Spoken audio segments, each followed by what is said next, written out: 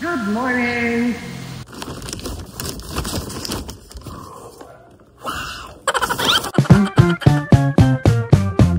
Hey! Ako si Jericho. Tamad ako magtrabaho kaya I started my own business. Dan dahil sa isang influencer at celebrity, medyo nakilala ang business ko. Welcome to a life of simple, poor business owner.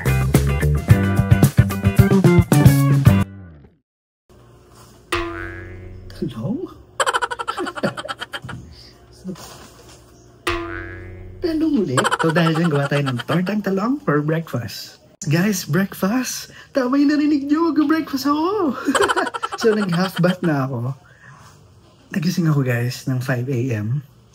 So makakapag-jog walk tayo this morning. Thank you Lord, it's not raining. A beautiful day! Let's go to Starbucks. I have a free coffee. Kunin natin.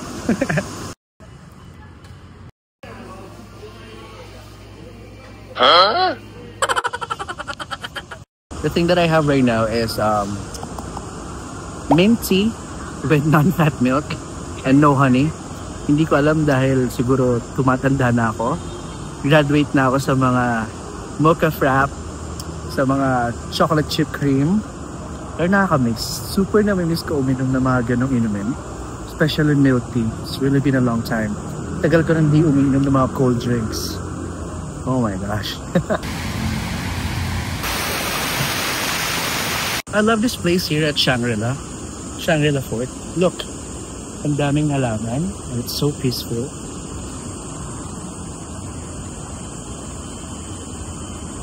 Diba? I badly needed this kind of place.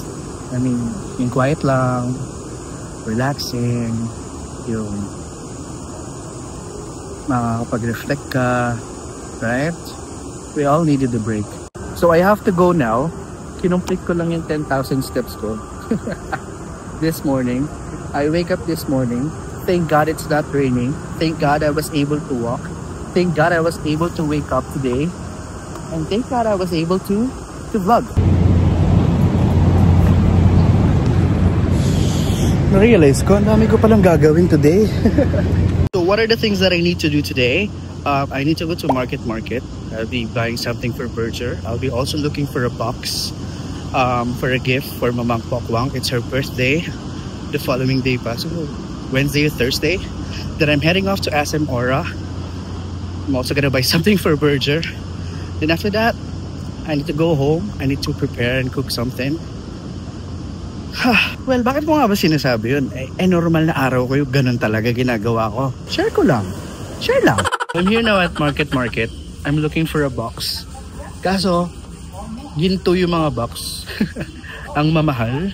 Mostly kasi yung binibilang ko ng box na ganun yung malaki.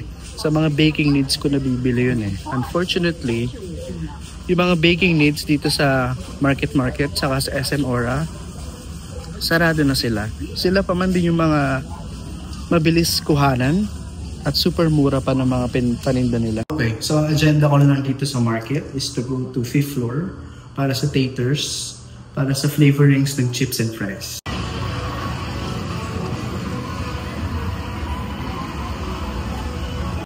Ang shortcut coming from Metro Market going here outside is a time zone.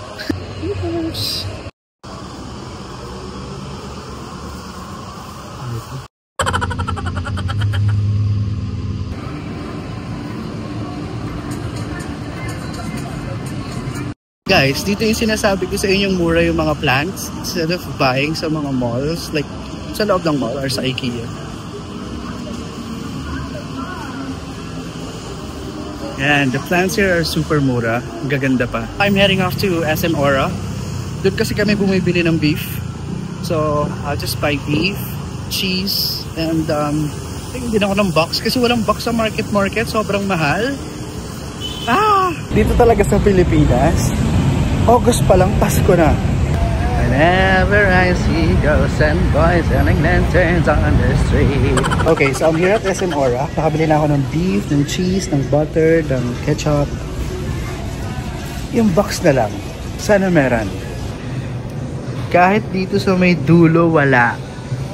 Kasi the reason bakit yung big box yung hinahanap ko, kasi gagawan ko si Mamang Pokwang ng mini burgers. Kaya, diba? Gets nyo ba? Wala. So we're home na. Si Mama nasa supermarket pa. Sa ibang supermarket, sa ibang grocery store. Kasi hindi naman lahat available kung saan ako bumibili. May mga bagay na hindi available sa area na to, sa ganito. So kailangan namin i-maximize yung resources namin around the area. So baka nagtatanong kayo, ba't hindi na lang nyo ipa-deliver? Para hindi kayo napapagod or hindi nasasayang yung oras nyo. Actually guys, na-try na namin yan. Nagpa-deliver na kami ng buns before, nagpa-deliver na kami ng beef before, nagpa-deliver na rin kami ng mga gulay before. The problem is, yung buns nung dumating dito, pirat-pirat. Yung beef nung dumating dito, hindi siya mukhang 90% lean. And yung mga gulay guys, so mas magandang kami na mismo yung kumukuha personally para makita namin na okay yung mga item. Kasi hindi naman basta-basta yung sineserve namin. So syempre, we wanted to provide the quality. Hindi man siya yung the best, pero the quality and it's good. Yun ang importante. Linisin ko lang yung labas. Balik ako. Promise.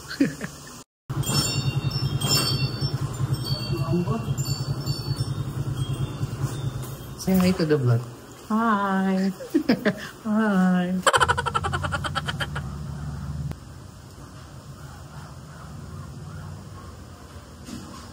So my lunch for today is I'm preparing chicken popcorn.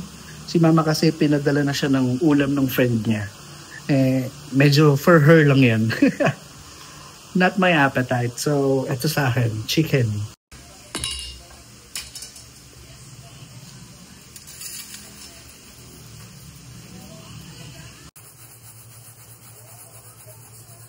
Mas nagbuka pala siyang chicken nuggets.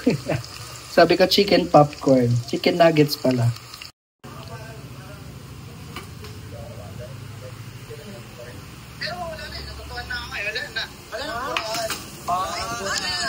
Ito yung food ni Mother. Tortang talong, saka ampalaya. Ito sa akin chicken. Okay, actually nakabili na ako ng box. Ito. Sa gift market. Sa market. So ito. This is 40 pesos. 40 pesos. And this one is 45. Actually medyo pricey na to. Kasi dati yung nabili kong ganito, 100 pesos, 10 pieces na siya. Pero dahil wala na tayong mahanap, ito na yung pinakamura. Kunin na natin para bawas na yung mga kailangan natin isipin. Diba? Lahat na check natin for today. By the way, nabili ko yung box after namin magtinda. Na-sold out kami around 6 p.m. Tapos bumili na rin ako ng buns para hindi na ako pupunta ng market tomorrow. So, ang baho ko, papahinga lang ako, tapos maliligo ako, tapos matutulog na tayo. It was such a long day. Sana magising tayo ulit umaga, bukas, kasi I wanna walk again. Hey guys, so I'm preparing na yung gift ko kay Mamang. Actually, wala si Mama, ako lang mag-isa, ako lang nagpe-prepare. So far, kompleto na yung gamit ko. I have the box here, I have the mini buns. Gusto nila ng chips. Let's go.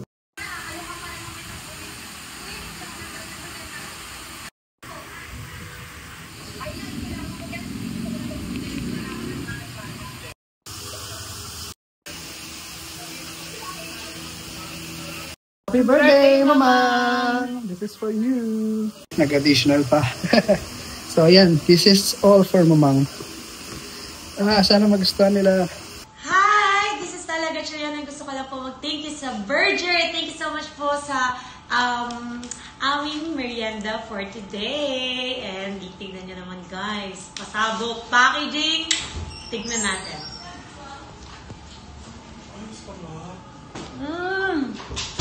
The best! Ang sarap!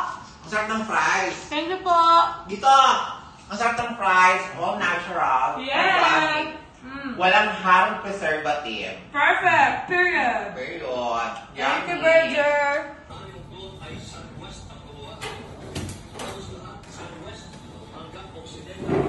Ang sarap mo. Ito na bila. Berger. Ang sarap, guys.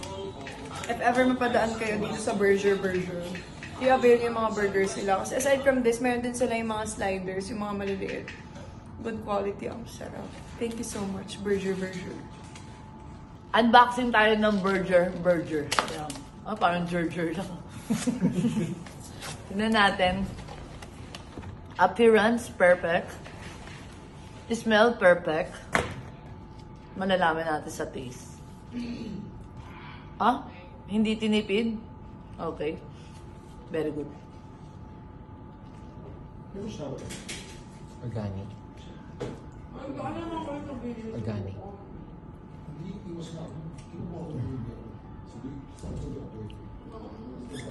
Kailangan lunukin muna bago magsalita. Burger, pagpatuloy mo, susuportahan kita. Sarap. Yung fries. Dapat yung fries. Organic yan.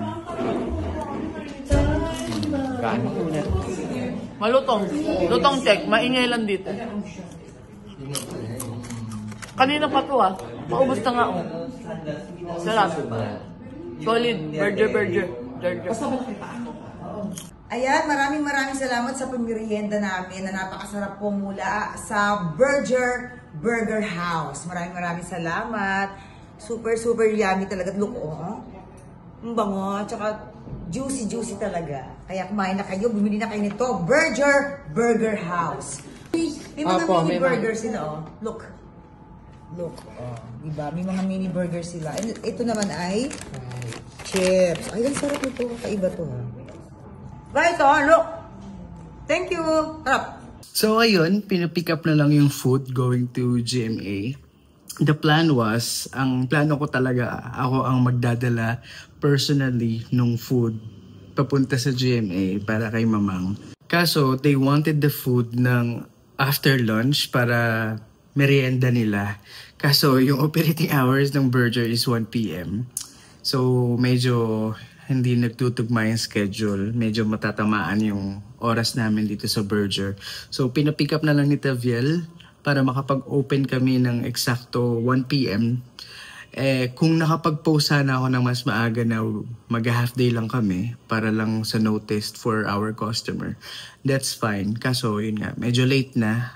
And syempre, nag-expect yung mga customers natin na mag-open tayo ng exactly 1. And minsan kasi may mga pupunta guys dito ng 1 p.m. as in sakto. Pag hindi namin naangat ang roll up ng saktong 1 p.m. umaalis na sila. So, sayang yan, di ba? So, ayun. Thanks to Tita Viel, to Vielca Store, for making all of this possible. Tita Viel is a family friend of ours. Super good friend. Yan, nila Mamang. And, yan, thank you so much. It was worth it. Alright. Sa mga nagtatanong kung kamusta ako, I'm okay guys. Everything is okay. Super duper okay. I swear to you guys. I'll be honest with you. My body was super weak ng mga nakaraang linggo, ng mga nakaraang araw. Super hina ng katawan ko. But I want to thank the Lord God kasi nakakatuwa guys. Kasi I needed the strength, surprisingly, pag kailangan ko na ng lakas, especially pag magtitinda sa Burger, lumalakas ako. Everything is okay, nakapagtinda ako. I wanna say thank you also for Mama for taking care of me sa pangungulit at pagpapaalala sa akin na uminom ng gamot. I wanna say thank you. Kung tutuusin guys, siguro kung nakatira ako mag-isa, sobrang hirap ng sitwasyon kong yon kung mag-isa lang ako sa buhay. Kaya I'm super blessed to have my mom around me.